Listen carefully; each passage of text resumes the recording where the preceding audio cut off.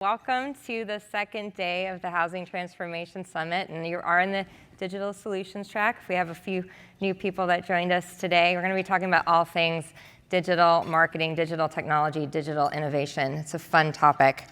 All right, so I am Jennifer Cooper. If we didn't meet yesterday, I'm a fractional CMO to the home building industry. My company is called Evolution Marketing, and I work with residential home builders and service companies across the country on their marketing strategy and executive marketing leadership support. So today we have a fun panel together. Yesterday we had a very large group, so we've got a little more intimate group. Today we're going to move into how do we start to connect customers to our brand and to our marketing experience. So what are all the ways that digitally they're going to find us through SEO, through great listings, through great creative, and then how are we going to pull them into our marketing funnel, and how do we engage them and keep them engaged through that funnel? So between the morning and the afternoon, we're really going to be talking tactically how we can engage our customers. So today's session is sponsored by Zillow, and we have Courtney here today with us. And I'd like to kick off and introduce our panelists, if we can. So first, we have Courtney Kielmaen down at the end there. She is a senior account executive at Zillow Group and has an extensive background at Zillow, where she has dedicated 8 years of her career to working across various departments and collaborating with a diverse range of clients. She's also a licensed real estate agent. She not only brings her expertise to the table, but also has a track record of coaching top brokerages nationwide on effectively converting Zillow leads and enhancing their return on investment. In her current role, Courtney is focused on forging partnerships with the top 200 home builders across the nation, with a primary focus on optimizing their marketing campaigns and improving lead conversion rates. So thank you for being with us today, Courtney. And then next to her, we have Andrew Clark. He is the Vice President of Product Management for ECI's Residential Construction Division. He was a founding member of Lasso in 2005 and became part of ECI Residential Construction with the Lasso acquisition. He's held numerous positions in technology, including a full-stack developer, UI, UX lead, and Director of Product Development. Andrew is driven by the need to make useful software. In 2015, he moved from development to product management so that he could ensure he and his teams were solving important problems for real people. He also works closely with industry experts to create the future of home building, selling, and buying, and is working towards delivering a complete business solution for home building that supports companies in any market cycle. So thank you for joining us today, Andrew. And then we also have Janet Benavidez. She is the National Vice President of Sales and Marketing at Shea, and she's been there for over 25 years. Janet leads with a focus on customer satisfaction. She's also orchestrated the implementation of cutting-edge technologies that have enhanced the customer experience. Under her guidance, Shea Homes has successfully elevated its brand to new heights. Janet's passion for the world of new homes is more than a profession, it's a calling. You got me right there. She has led the charge in creating groundbreaking programs such as Shea Connect and Shea's Smart Home program and an options visualization program, enhancing the way customers interact with and personalize their dream homes. So thank you for joining us today. And then finally, right here, we've got Robert House. He's the president and CEO of Smart Touch Interactive and is an entrepreneur and 20-year marketing veteran with expertise in product management, design, and execution of lead generation programs, branding, and account service. With a deep expertise and specialty in digital marketing and results-driven lead gen campaigns, Robert develops marketing programs for residential home builders and developers that consistently get results, generate leads, and elicit sales.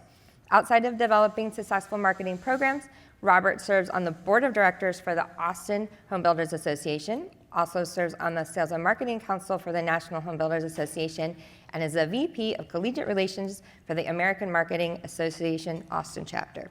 You have no spare time. So with that, again, thank you to our panel today. And in our session today, we're going to talk about standing out in the crowd and a sea of listings is really important. We have a ton of different options to connect with our buyers, but knowing how you show up better to meet today's customer expectations across so many different avenues is really important. So how do we convert our prospects and really find more ROI in our process? So today we're going to sharpen our digital pencil and look at the tactical use of many media channels. So we're going to dive in here and go through some of our session highlights.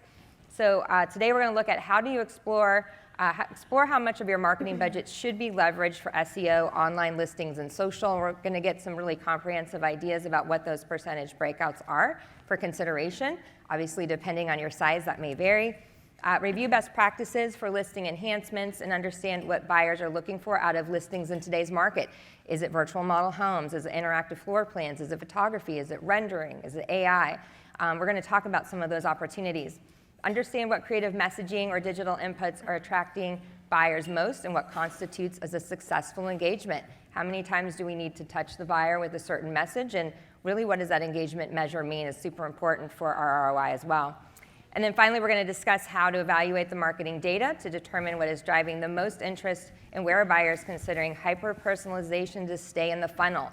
So yesterday I mentioned that you're going to see some common threads through all of these sessions, which are personalization, AIs, on-demand, and self-service. And that idea of personalization and how far we take it is going to come up very much seated in our conversation today. Both conversations today, actually.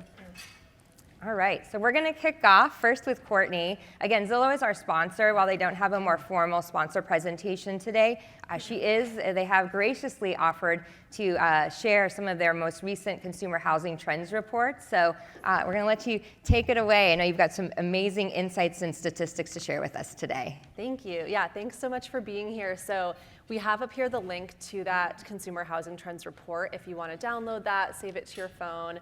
I think it's around a 20 to 30 minute read, so I took some of the most pertinent information to share with you. So of course, a major benefit of working at such a data-centric company such as Zillow is that we really prioritize engaging with our consumers to understand what their wants, needs, and desires are, so that we can best help you all answer those. So we conduct this massive survey. We survey recent buyers, so specifically 1,900 people who purchase a new construction home in the last 2 years, and then we compare that against 2,700 existing home buyers. So who is the typical new construction buyer? As you can see here, the typical buyer is 44 years old. They are typically partnered or married. Their median household income is $110,000, and they have a 4-year college degree. So we want to be able to share with you who this persona of the buyer is to give you an idea of who you're marketing to. So enough about the who. Let's get into the what. Let's get into what we found. So in 2022, housing starts were down 3% from 21. However, annual starts were over 1.5 million, making 2022 the highest mark of any year since 2006.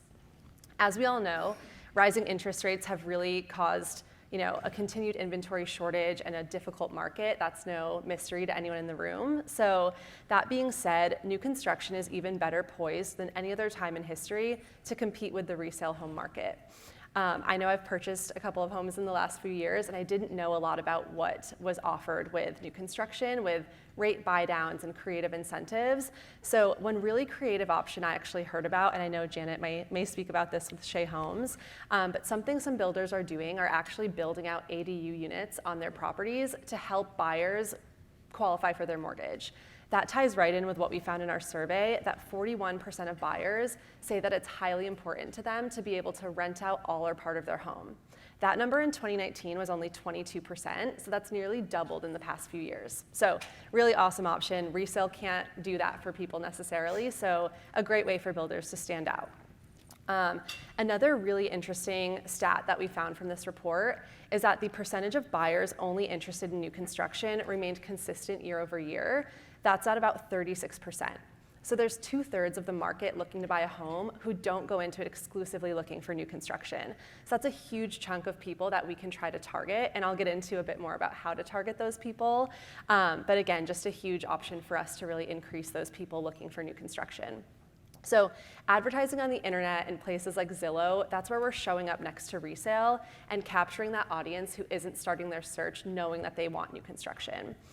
So things like rich media content, such as beautiful community videos, aerial drone footage, really detailed descriptions and floor plans are the best place to start. As we can see here, 85% of new construction buyers said that they were more likely to view a home if the information included a floor plan. So on the flip side of that, we actually saw that around 54% said that they wasted time viewing a home in person that they wouldn't have seen if it had a floor plan online. So knowing how the home flows is really important. We know photos and videos are great, but being able to actually walk through the home yourself and envision what goes where and where the rooms are is really key for people. We know that the typical buyers in our markets have drastically shifted, especially now with people working remote. So those people that were previously having to live in cities and worry about commute times no longer are doing that. That's really increased the opportunity for us to capture an audience that we normally wouldn't have. I know I was living in Denver working in a big Zillow office with 700 people. Now I'm able to split my time back home with family in Massachusetts, which I could never have done before. So we really have to think about those people that aren't necessarily within our bubble and try to capture those looking to relocate from other states. So we actually found that 43% of buyers felt somewhat confident making an offer to buy a home without ever stepping foot in it. Going deeper on that statistic in our survey, it actually shows that 60% of those polled that were millennials feel confident versus 20% of baby boomers. So we know the millennials make up a huge home buying demographic, and we'll see in the slide later, Gen Z is actually stepping into that as well, which is insane to me to think about. But looking at these folks, that's really key to market to those people who are okay buying a home without ever seeing it in person. Yeah, I think those percentages are only going to go up as we're getting ready to prime for Gen Z. Totally. So now that we've talked about the importance of content, I want to give you some specific database recommendations where we've seen the most success on our builders listings. So I'll give you a second if you want to screenshot this or jot it down. But we found that at least 10 photos are recommended. You actually see a diminished impact after 35. So the sweet spot's right between 15 to 25 photos. We want it to be detailed but not have to click through too many, as we've all probably done looking at homes. Descriptions are really important, and sometimes builders don't add enough information in there. So we typically like to see between 400 and 1,500 characters to really describe these communities, the amenities that they have.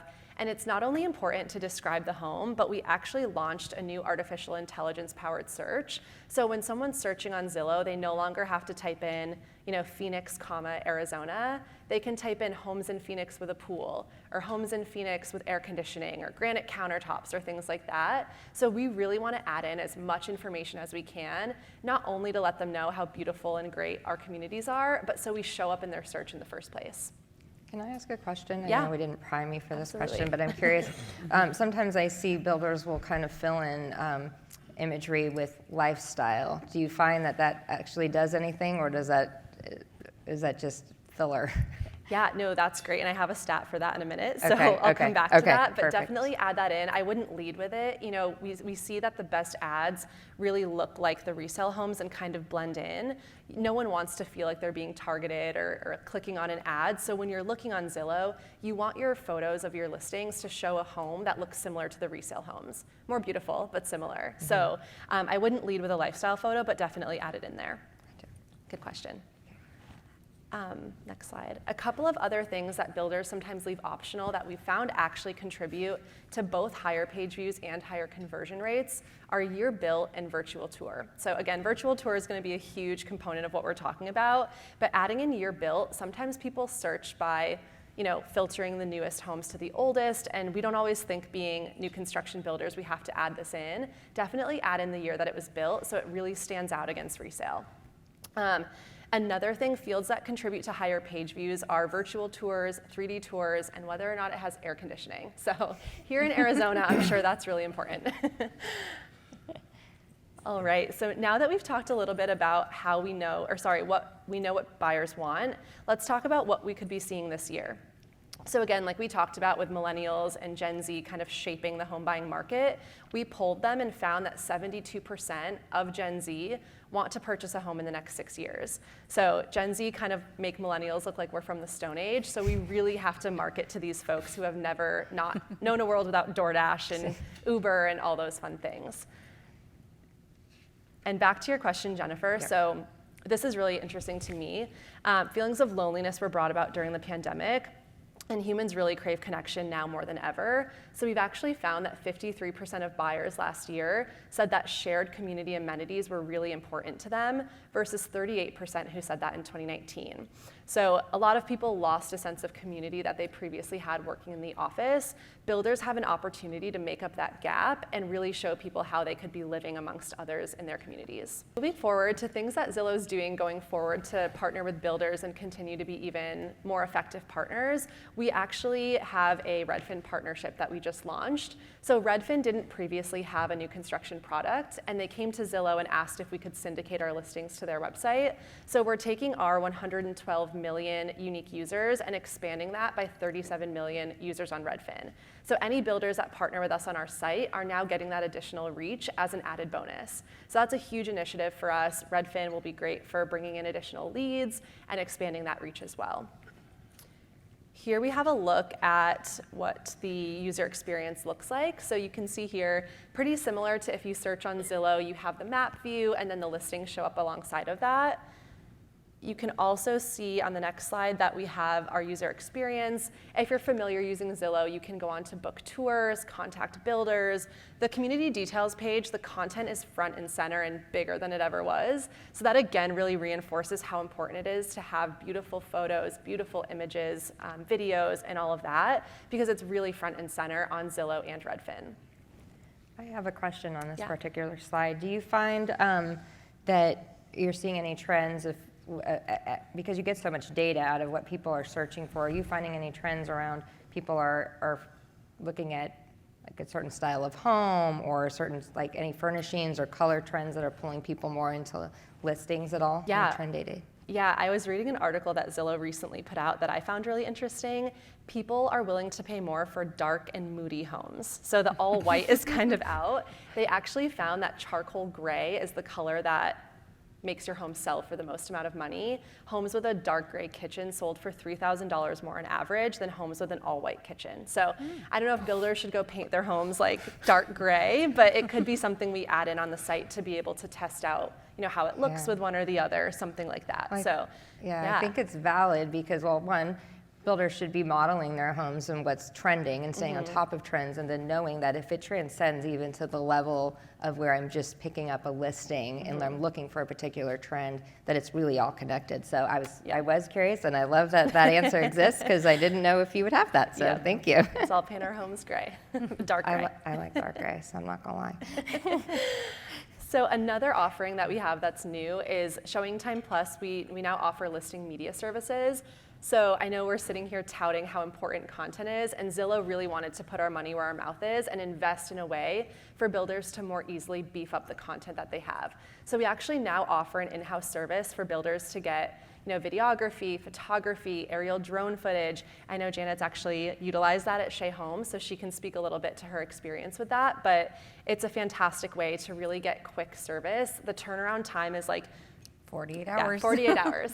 So that's from the source, not from Zillow. She's actually done it. So again here, on the next slide, we can see some more statistics around why we did this. So I'll end with just a couple more for you. I know there was a lot of data and numbers that I threw at you, but we actually found that homes on Zillow with a 3D tour and or floor plan, they were saved 79% more than homes without. So these numbers really translate to increased conversion rates for our homes. Another statistic is that listings on Zillow with a 3D home tour and or floor plan received on average 60% more views than those without. So again, we know content is so huge. We're offering a way for you to be able to do it more easily and in-house at Zillow. So we looked at what buyers want. We have an idea of where things are going, and we know that content is more important than ever. So absolutely. Yeah. And I think what's great, if you don't mind, what's great about this is really utilizing it on your inventory homes. So many times it's hard to get great photography, or your sales teams are going out there. By the time you send a photographer out there, it could take weeks before you get great images back. With this new service, honestly, it was taking us 48 hours from when we ordered the pictures for them to go out, for us to receive those digital assets back. So it's fantastic because you can then have great content to put on those inventory homes that you're listing. You're competing against the MLS. It's important that you have those tours and the pictures so you can stay competitive. So it's been a great service for us. Real time is very important. Can you repurpose those and use them on the actual builder website? Like, can you use those assets? Yeah, you have total access to all of your content. So there's no hosting fees. I know some other companies have that, and then you own all the rights to the images and videos. And that was one of our concerns, so it's Yeah. great, because on our website now too, if we're clicking our quick move-ins, now you have all the content built into it. That's a terrific solution. I can share with you that right now, we work with builders that build 50 homes locally and regional builders that build 500, 600 homes on an annual basis. And one of the things that we are finding is that from a digital marketing standpoint, if you don't have those assets, you cannot compete.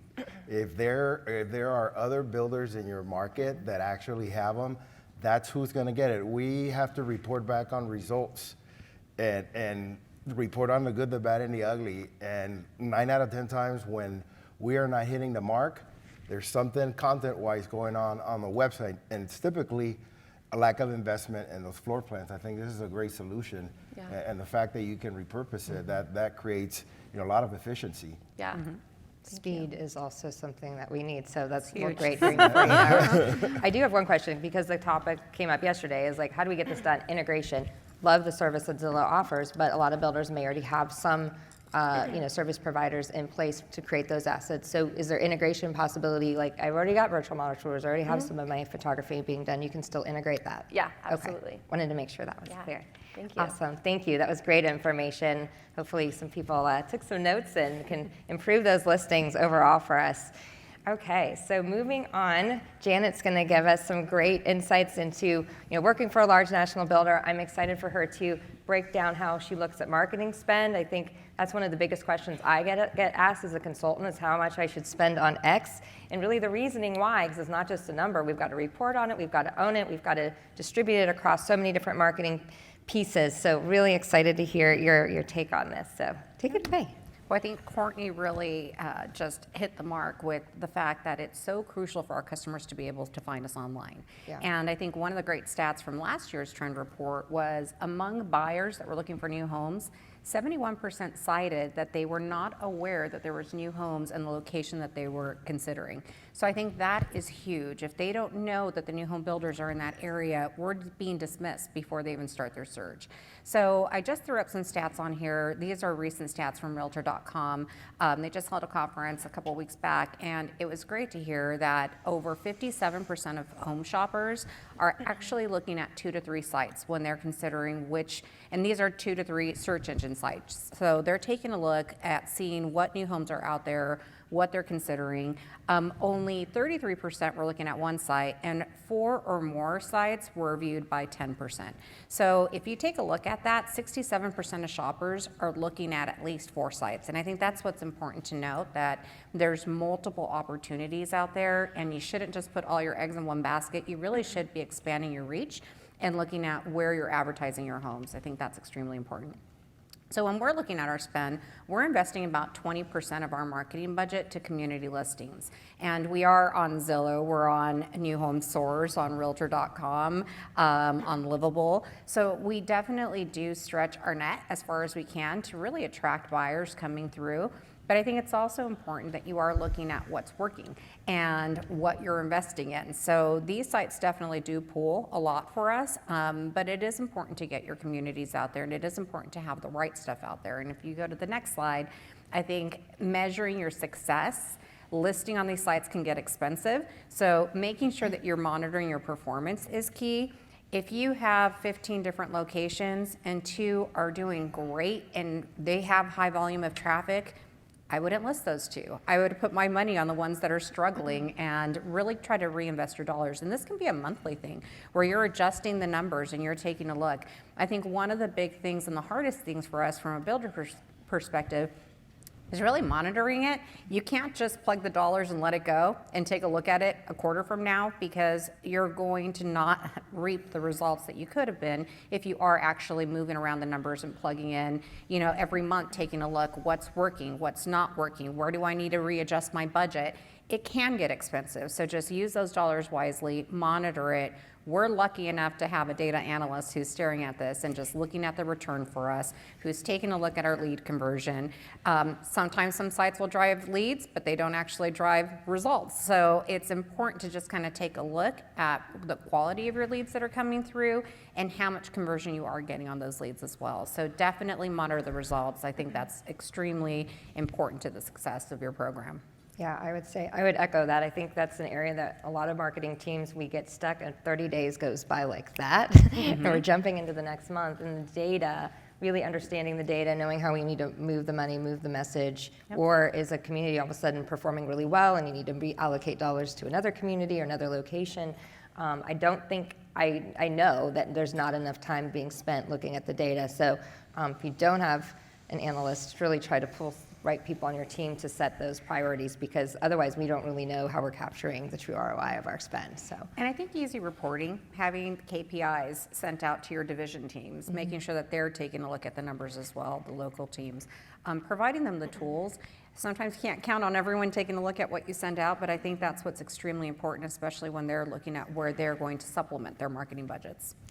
I wanted to add, like, for any new builders or marketers that are participating today in the audience, I want to clarify that there's often a misconception that you're on Zillow and that you're on Realtor.com because your listings are on MLS, but that's different. Those listings, those leads are actually distributed to agents. And so as a builder, they actually offer a community product that is what you actually purchase, so you get all the leads directly. And those are then connected into your CRM, which can enter the rest of your workflows. That's one product. Then they also offer an advertising product that shows up when you do a specific search, right? And if your community is within that, they offer that product as well, that's an impression-based. So I think often, like, there's a misconception, like, oh, are you on Zillow? Yeah, I'm already on Zillow. No, your MLS is on Zillow. Somebody else is going to get your lead. So do the research and find out. They have multiple options. I'm excited about your new floor plan solution as well. Yeah, thank you, Robert. I would add to that, just when you talk about realtors, you might not know that you're doing it, or you might think you're doing something different. But right now, if you look at a moment in time in the market, where we're talking yesterday, we learned 31% of people or the market is 31% new construction now. What are the realtors doing who don't have used home inventory? They're coming for new homes. So that is a significant portion of what we're seeing is realtors and MLS listings bringing us buyers. absolutely. And I think both Robert and Courtney mentioned this, but having the right assets on these sites are extremely important. If you look at the images on the left, those are actually virtually staged.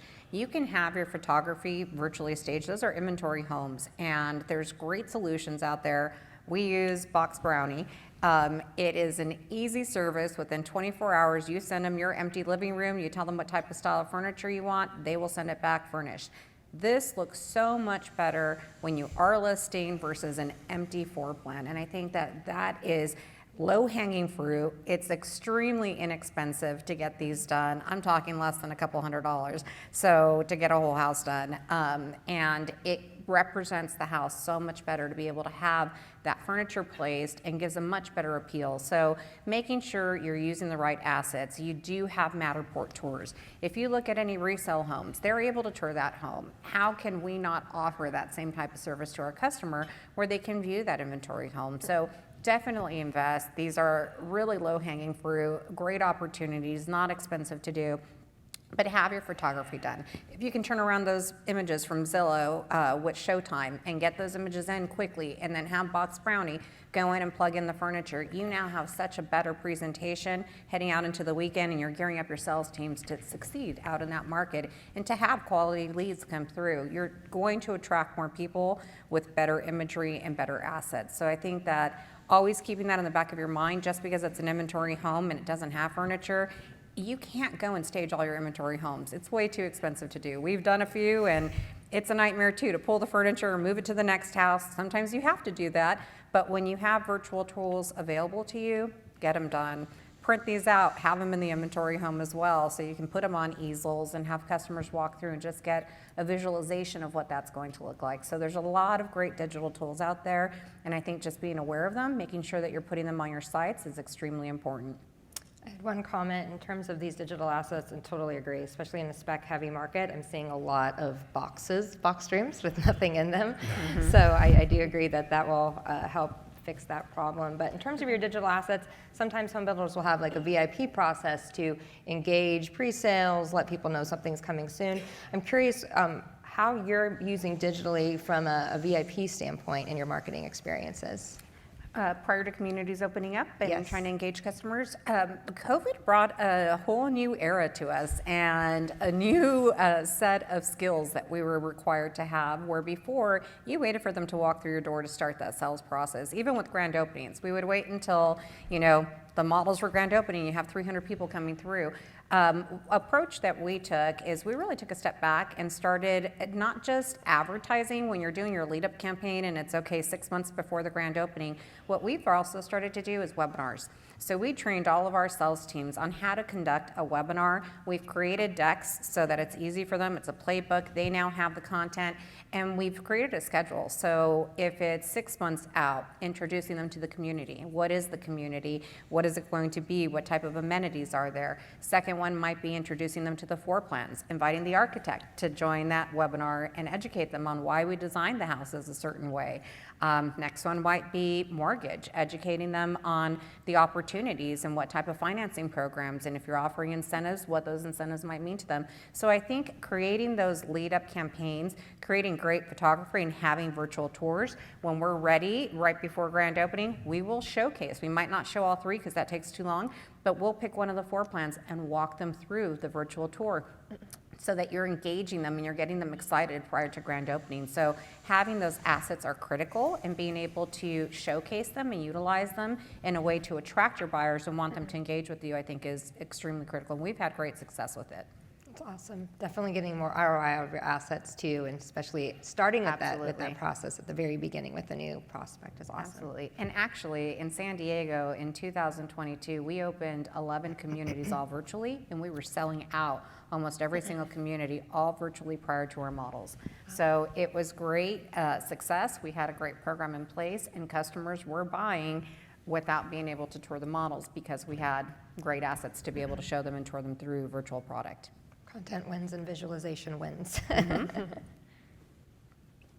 Here it's really pointing to our site maps as well. So when you're looking at your site map, it's hard when you're going on Zillow and you just have one little dot, and our customers think that's one house that's available. They don't understand the new home construction process, and it might be a community. So enhance your listings by using tools like IACP maps, which will show the entire community. They overlay the community, so this is from Zillow. You'll see our communities listed on there. So instead of just being the dot on the location, they now have an idea of, oh, wow, this is actually a master plan location. You're going to have a couple of homes available. It's not just one location, it's a full listing. So really taking advantage of that and integrating your maps into the community is a huge enhancement as well.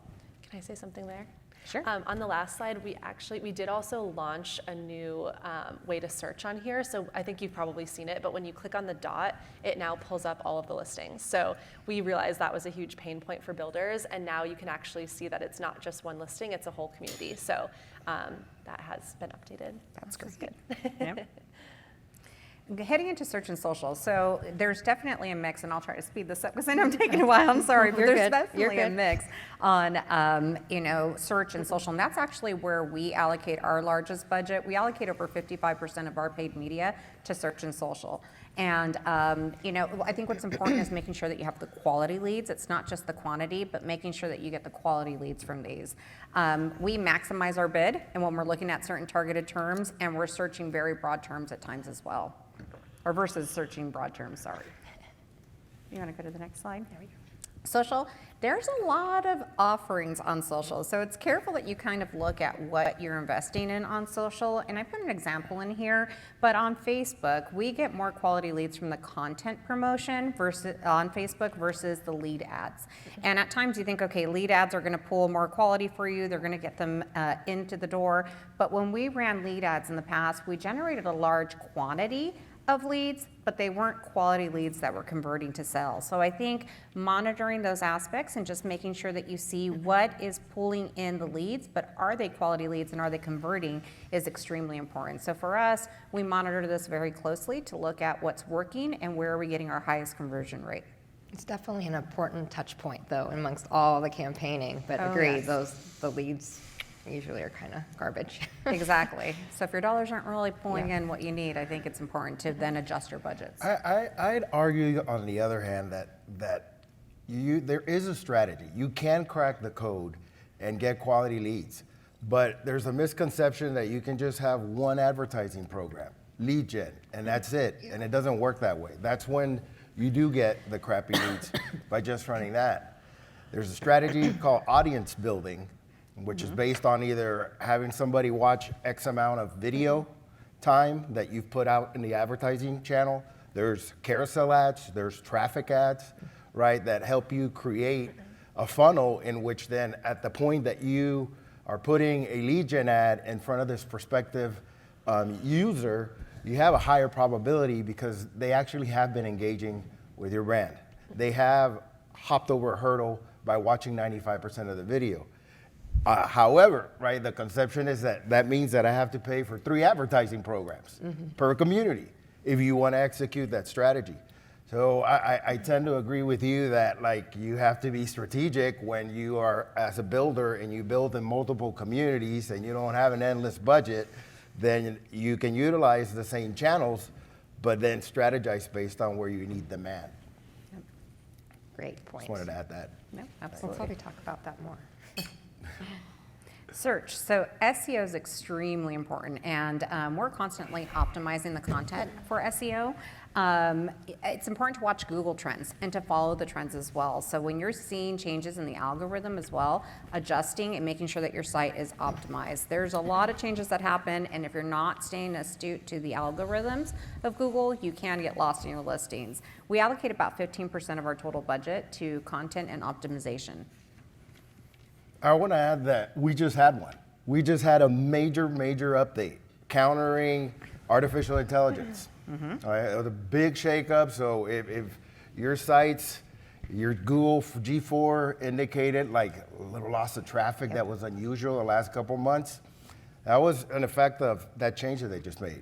It really, it's combating, basically black hat SEO, in which you can go put a script in ChatGPT and go create a piece of content that can show up tomorrow as a top content that's not actually genuine. Yeah. And you have a whole universe of copyright infringements that none of us probably want any part of it.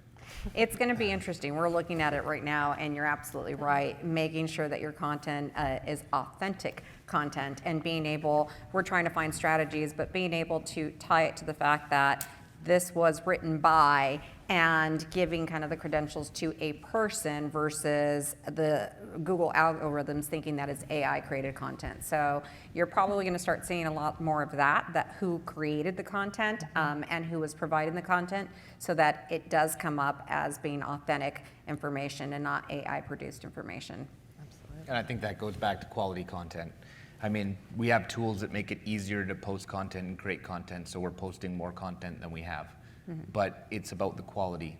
It's not an update or a blog post every day that you need. It's things that actually engage with buyers, and if it doesn't, you shouldn't do it. That's something I think we're going to look back on maybe next year, where we're saying, well, we made way too much content this year that didn't have any meaning. Yep.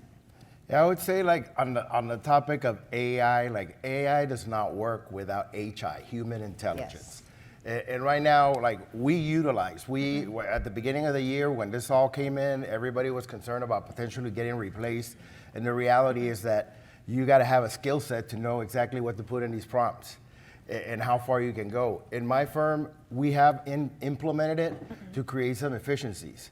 So we need an outline to write an article. That can help us jumpstart that outline that probably could have taken my writer an hour to put it all together. And then they have to fill in the blanks. And it's, examples such as that one, where it's not actually doing it all for you, but it's helping you create some kind of efficiency to get you going. That's been my experience utilizing the AI. AI does not have your legal counsel looking at it, so you definitely have to review. No, that's not a view location. You can't advertise that. I think on total budget spend, just wanted to kind of provide what we do. So if you want to take a screenshot, feel free to, but this kind of breaks down the percentage of marketing budget that we do for paid, for social, remarketing. Just want to kind of give you an idea of how we allocate our budget. Again, a lot of people ask that question, so I think it's valid to look at the breakout for sure. Yep. And then on here, it's just, I think we've discussed content, but providing the right content at the right time is what's critical. So really looking at what are customers looking at, what are the trends. We don't just follow keywords and search keywords and advertising keywords on our SEO, but we really follow the keywords related to our industry to see what is trending up, what is starting to trend down, and to pull content for that. So if you're providing content and you're seeing that going into 2024, affordability is a huge factor, start providing blog content on affordability, start providing options on what financing solutions are out there, provide them information that they need to really build up that authority figure out in the market so they are looking at you as an industry expert and they are coming to you for content. So I won't go through all of this because I know we're on a limited time frame, but I think the key important thing about this is just making sure that if you are spending your efforts, put your efforts in the right buckets, advertise in the right channels, and make sure you're providing relevant content to engage your consumers. Awesome. Thank you for those insights. I know it's well appreciated, especially for the builder your size all across the country. All right. So, Robert, you've got a lot of insights, and I know you're excited for this conversation. Want to hear what you're doing with builders. You work with a lot of different builders of different sizes. You work on all of the spectrum, being a full-service ad agency.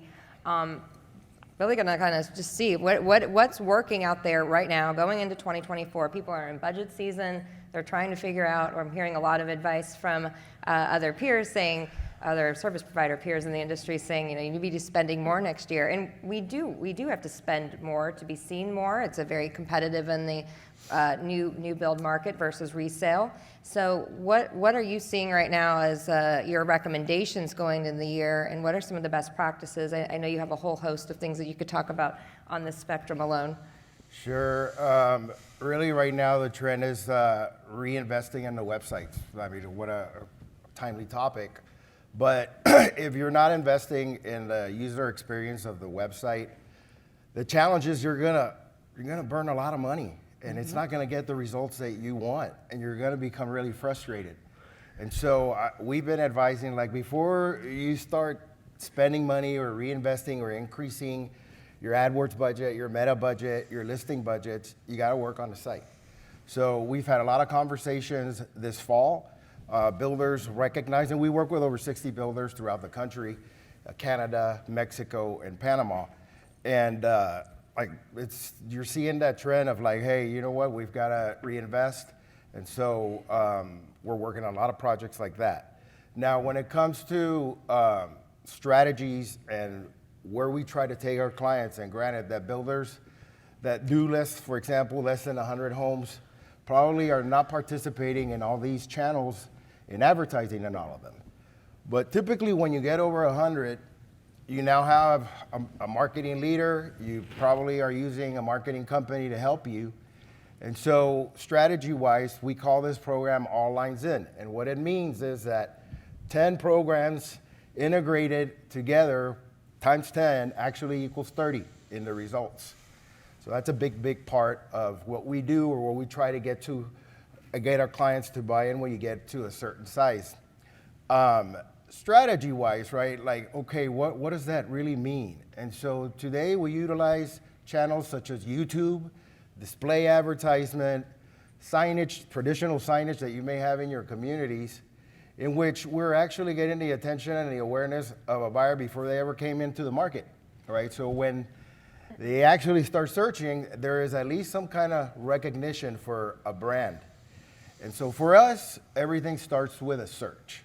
Dominating search for your location, your product, your offer is first and foremost, priority-wise, bar none. You gotta be found. So that typically means AdWords. It means optimization of local Google My Business by community. which there are citation and listing services that you can utilize to accelerate the optimization and win the local game. Pretty easy, low-hanging fruit that a lot of builders don't know about or don't take advantage. And then you have your traditional SEO, blogging, content development, getting the right title tags, the right keywords when you're publishing new communities, floor plans, pages, etc. I can't tell you how many builders we work with that use the default WordPress title tags. And so they don't gain any value in telling Google what the page is about because it's just the title of the page. So that's an opportunity there. Then the other part that we complement is Meta. And so I mentioned earlier that Meta has like 4 or 5 different advertising products, plus WhatsApp, plus Instagram. Like you can, if you really want to be detailed and manage that, like you have to design specifically for Insta and you got to design specifically for Facebook and depending on that program. So it can get expensive. However, it is probably the biggest way or probably the most cost-effective way that you can reach audiences and generate awareness. What we see that occurs, whether we have an intentional program that's driven on a retargeting pixel, because that would be one of our audiences, right? Or it's a ID for advertising list that was uploaded from a geofence location to show those ads, right? Or it's the funnel that I mentioned, right? Like all of those are different tactics that you have to implement, and you have to be specific about it to get results. Make sure that you're enabling all of the tracking. But you have those. And what occurs is that then our buyers are engaging with us on those platforms, coming to your website, watching your videos, but then they're turning around and Googling your brand because now they've gotten familiar with your brand. So when you look at your Google for conversions, stats, and metrics, well, you're like, hey, how come my conversions aren't coming from New Homes Detroit? Well, they're actually coming from Mitre Green Homes. Like they're actually Googling your brand name. And that's because what you're doing works. And I can share with you that I've worked with countless clients throughout the last 13 years in which they said, it's not working. Turn it off. Turn it off and see what happens. So we've got that as part of like our online Zen strategy. We've got the retargeting, obviously retargeting and all of the Google advertising channels. Now Google has multiple products such as discovery ads that have tended to be really effective in combining multiple of their products such as Gmail, YouTube, all into one platform. And it's been very, very effective. So that's a place that we have as a top priority. And then once you've got these leads, you've got to re-engage them. So you've got your traditional drips. Now text messaging has become very, very relevant and effective. As a matter of fact, like the personas that you were talking about prefer to communicate via text. Oh, yeah. So that's where we've got to participate in. And then you've got what we've talked about quite a bit today, your home listings. And you know, I mentioned earlier that I think I wanted to clarify and make that point that everybody thinks they're on Zillow or on Realtor.com, and no, your MLS listing is. You've got to actually invest in the community listings, and that's very, very critical. It becomes part of our strategy. We utilize it quite a bit for launches, both channels as well as New Home Source and Homes.com, and those are the common platforms that you want to participate if you get to that place. And I'm kind of going in order, right, of priorities, because when you can afford it, then you want to actually do it, right? Otherwise, you're going to have to settle for the fact that, yeah, I'm on MLS and an agent may bring the buyer to me. But that's okay. We need agents. So then we've got disruption, which is geofencing and sending actually targeting, like target this location and deliver ads to you guys when you get home.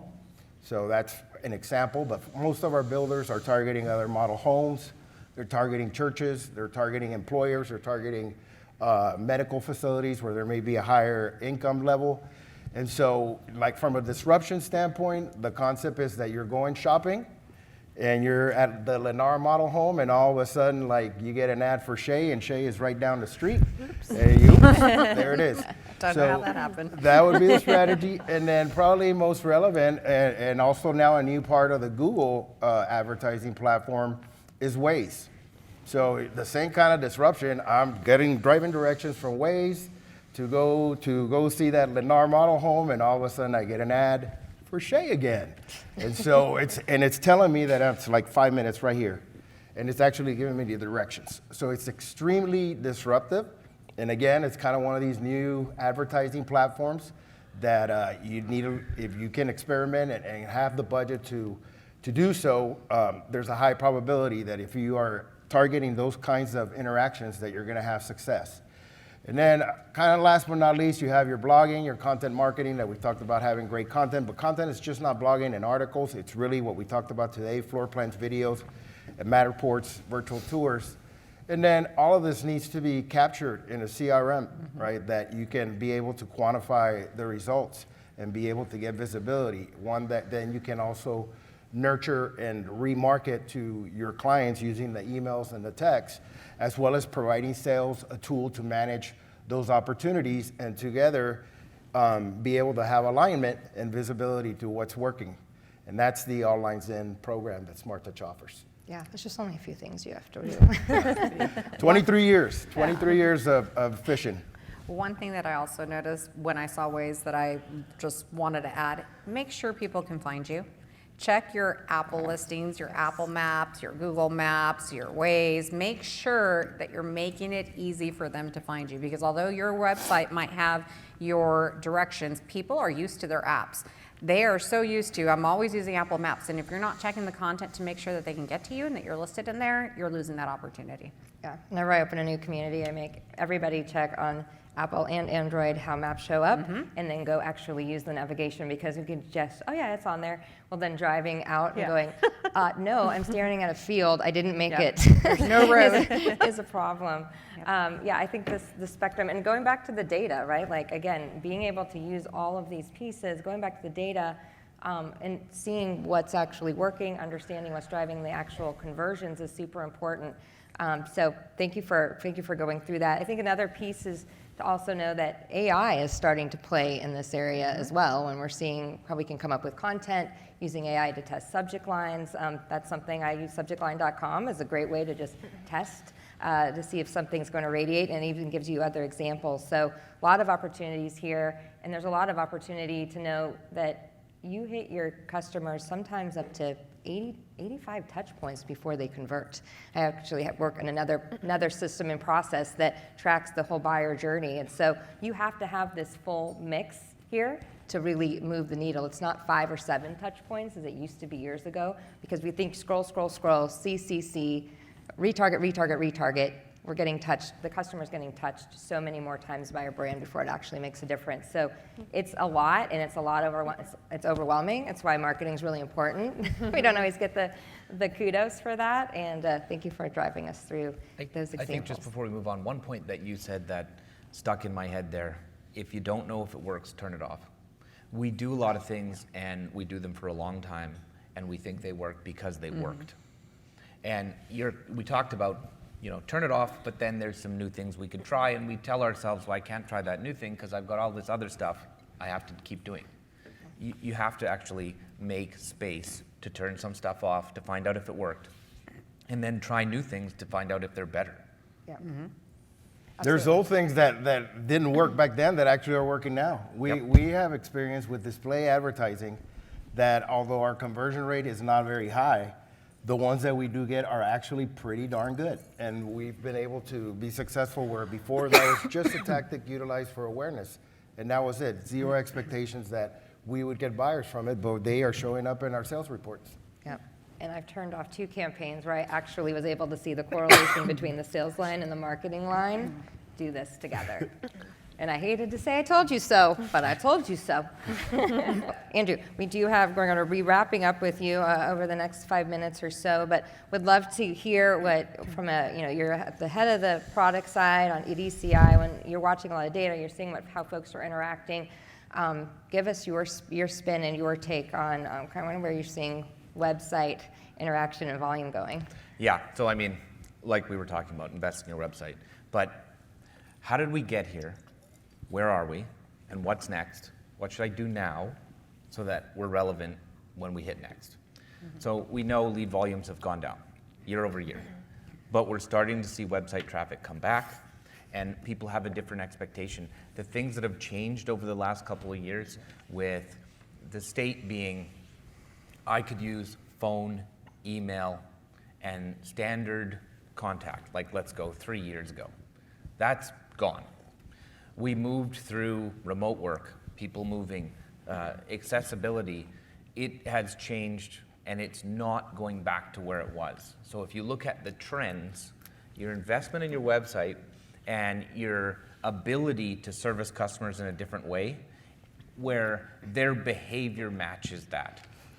One of the most difficult things you can try and do is change people's behavior. It's a little bit of a waste of a time to try and do it.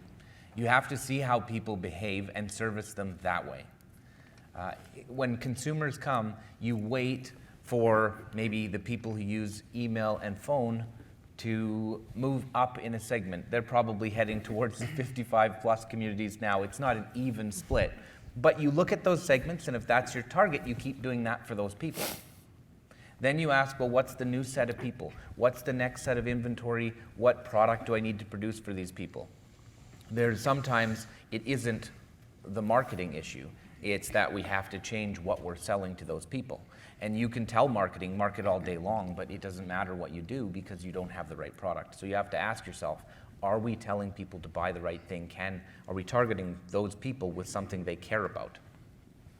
And in a way that they can interact. So we're watching the industry now. We have probably 20% or 1 in 5 builders who have either committed to or are currently implementing online selections, design, sales center type software. That's a trend that basically came out of nowhere over the last few years. Our industry doesn't change that quickly. This is very different, hasn't gone back to where it was. You could have said, okay, this is a thing that's just happening while people are doing remote work. That's not the case we're seeing. It's established and continuing to grow.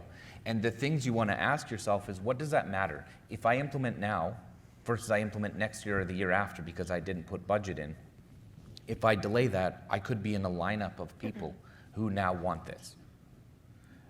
You then miss out on the next evolution. AI, this picture here, I'm not a creative person. I generated this with an AI prompt. The ability to generate actually quality content, photorealistic content that is going to be personalized to that individual buyer is coming very soon. If not, it's available now. I would challenge people, if you've used ChatGPT to generate some text, go try something for yourself. Go try generating an AI image and see what you can do.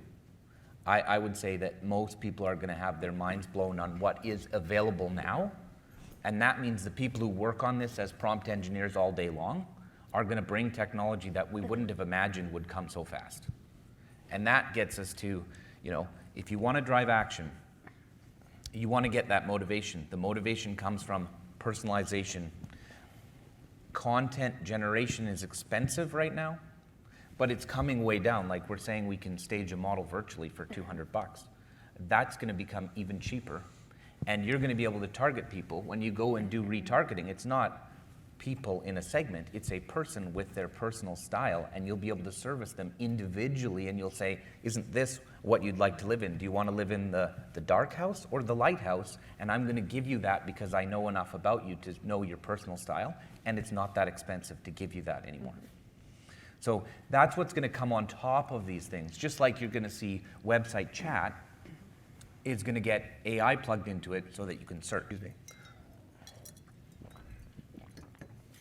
The last thing you want to do there is make sure that you're building something that can build your brand.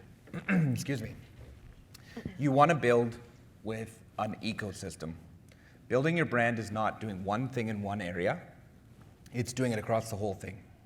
And that is the thing that selfishly you should go away and say, when I leave, you're going to do a couple of things. You're going to work for the same company for a long time. You're going to leave the industry, or you're going to go to another company. When you go, you want to say, I built a brand at that company, or I worked for them. And so you need to focus on the whole system. It's not that I brought a buyer in. It's that I made you happy. I allowed you to pick a model, pick a lot. We built and customized the house you wanted. We actually had it built for you. We exposed you to things like, Novi Home or all the applications. You were able to come in with an appointment booked. You're going through UTour or Zillow Tour or Enter Now, and you're saying those people who are landing now are farther down the funnel, which is going to lower your customer acquisition cost. So, Awesome. build your brand. In sum. Thank you so much. We are at time today. Thank you for coming. You will now be moving into your session.